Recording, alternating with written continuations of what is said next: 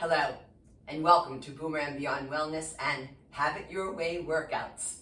And I'm Angela Fischetti, and today we do a deep dive into an exercise I'm calling the Elevated Heel Fitball Squats. It's a mouthful, right? So there's a whole lot of muscles involved here, and especially large muscles, which is a giveaway that it is a compound movement, and it does mean you're incorporating multiple large muscles and multiple joints. So the muscles involved would be the quadricep muscles, the front of the thighs. We have the gluteals right at the buttocks. We have the lower back. We have the abdominal muscles, and we also have the adductor muscles of the inner thighs because of how we're using that fitball today. And we're also utilizing the plantar flexor muscles in the calves. So this would be the soleus, the gastrocnemius, and the plantaris. Now, the activities of daily living that this squat, or really any other squat, is involved in is what I call the 3 C's. So it would be getting up and down out of your chair, in and out of your car to get into the car seat, right? And frankly, folks, getting up and down from that commode. Now, the accessories we'll be using today would be the sticky yoga mat, and I'll also be using the fit ball. Now, you can use a 9-inch Pilates ball as well. They're nice and squeegee, they don't burst. A wedge, which is really cool. So you can see the higher end here, the lower end here. So when you stand on it, your toes point down on this end here, the low side. However, I got a little hack for you if you don't have a wedge, because a lot of people don't. So how we hack this then is you're going to use some dumbbells, and you'll actually be standing on the bar of the dumbbell, all right? And I'll show you how to do that in a few moments. We'll also be using what's called a monster core. They're really long. And we'll also be using a set of 20-pound weights. So this leads me into our medical disclaimers. You can call it, cautionary measures to take. So if you have any knee issues, right, you can always come to the wall and do a squat. It's called a wall seat. So you bend on down and you go as low or as high up as you need to go. It's a great alternative for you if you have knee issues. Then also if you have any back spine issues whatsoever, but in particular, I'm going to say if you have hyperkyphosis, this postural deviation of being hunched over, you folks may have been told not to forward flex the spine, not to bend down and pick up something. This can also apply to osteoporosis, by the way.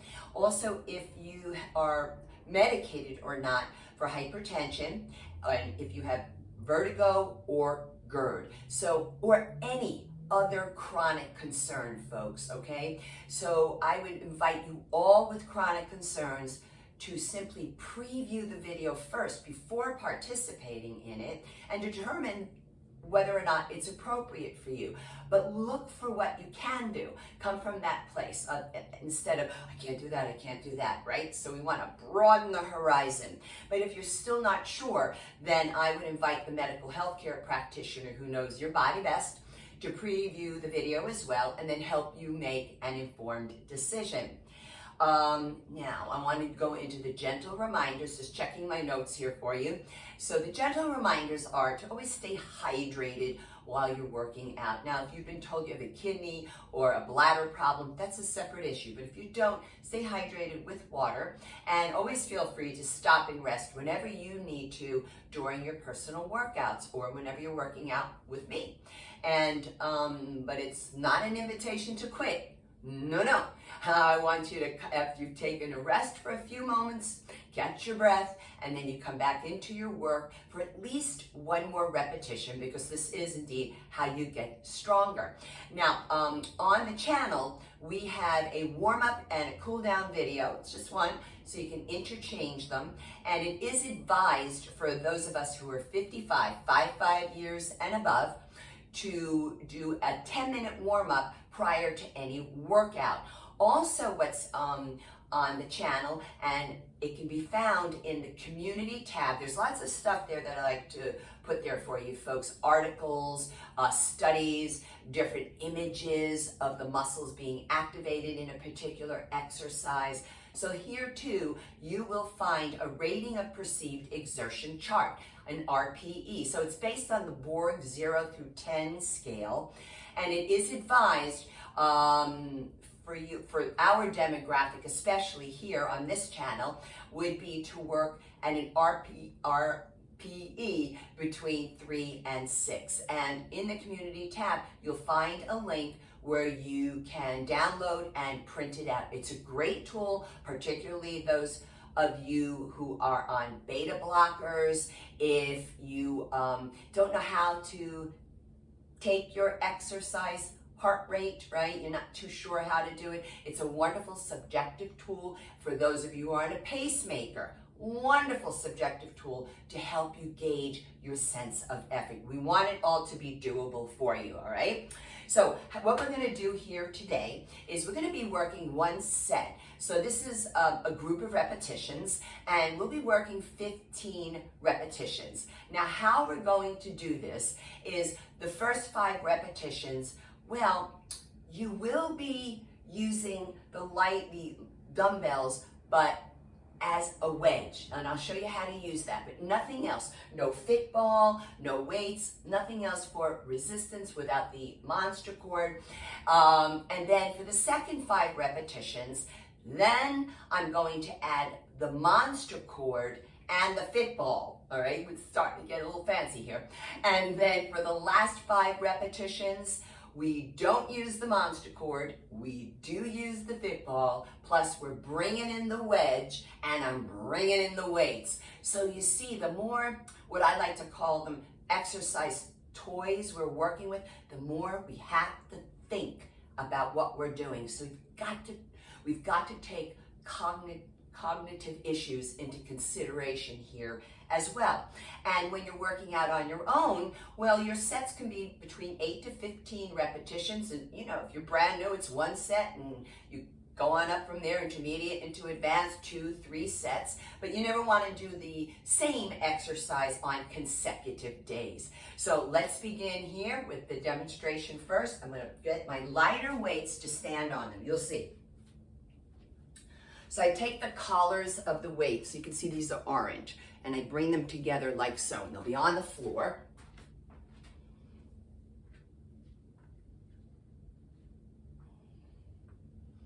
Okay, let me back them up a little bit. So I want you to see the feet properly, and I'm gonna grab the fit ball, right? So I like to approach my wedge from the front. So I'm just showing you here with the weights that I'm doing it the same way, because I want you to create a good habit that way. Now, when you use the fit ball, make sure the plug is not poking into your skin. I bring this right into the inner thighs, but down by the inner knees. And I'm gonna bring my heels only up on to the handles, the heels, not the arches. So just get your bearings first. Just stand tall, see what it's like. You might be a little wobbly. We're squeezing that ball the entire time. Now, unlike a basic squat where we sit back into a chair, I want you to try this just a little bit differently. You can let your arms hang, you can put your hands at your waist, whatever you want to do. But what I want you to think about doing is I'm slightly leaning back toward my backdrop behind me. I bend the knees and I point down. And then I come up, exhale, squeezing the quadricep muscles by lifting the kneecaps, squeezing the glutes a little bit. So inhale, I lean back, sliding down. Exhale, take it up. We prefer that all the breathing is done in and out through the nose these days. And it's really good one to get those quadriceps and hopefully spare your knees. So you want to exhale on the effort, E. And notice I'm pausing at the peak of the contraction, and then I come back up. So now I'm going to take it to the next level, and I'm going to tie in the monster cord. But I'm going to bring back the fit ball. I can just handle so much at one time. So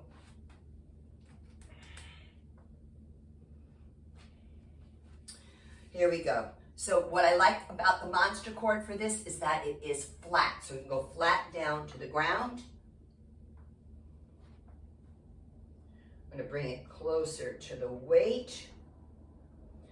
You want to make sure that the monster cord is underneath the arches of the sneakers. Heels on the handles. Fitball. Good thing it's not any further away.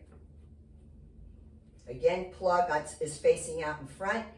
Now I'm going to squat on down, put this over my head. And then it goes behind my neck. This is a purple monster cord. There's a lot of resistance, okay?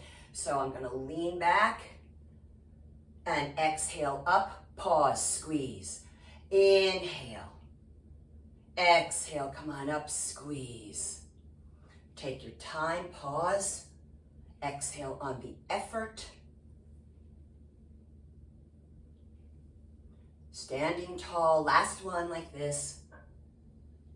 Lovely, great. Now I'm going to get rid of the monster cord. I'm going to take everything away for the moment.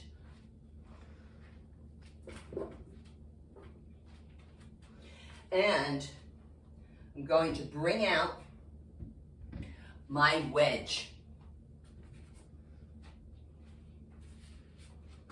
I just want to make sure that you can see the feet. Yes, you can. So now, grabbing the ball,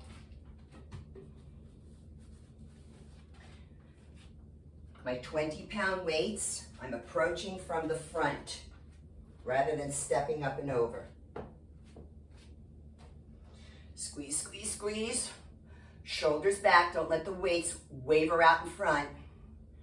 Lean back. Exhale up, pause. Inhale. Exhale up, pause. So you can see that there are different approaches for different levels, just for that one exercise. And little by little here, folks, you can DIY it, right? Do it yourself, create your own personalized exercise protocol. I'm gonna do one more for good luck. And exhale up. Easy coming down as I waddle.